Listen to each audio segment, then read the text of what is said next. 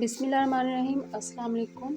रात को अगर आप सोने से पहले दूध में 1 चम्मच घी डालकर पी लेते हैं, इससे पूरे जिस्म से स्ट्रेस दूर होता है, जोड़ों के दर्द से आराम मिलेगा, जिस्म से कमज़ोरी दूर होगी और साथ ही साथ गहरी नींद आएगी।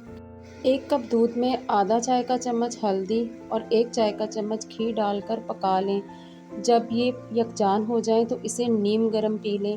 कैल्शियम से भरपूर ये दूध हड्डियों को मजबूत करेगा, जिस्म और बालों की खुश्की को भी दूर करेगा।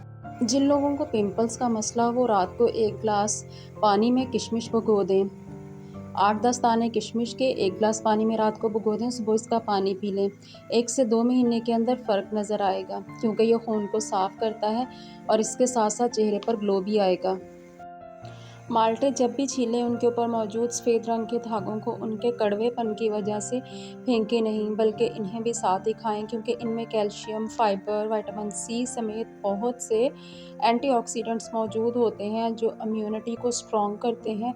और इसके अलावा अगर इन्हें उतारे बगैर खाया जाए तो ये अंतड़ियों को भी साफ़ करते हैं।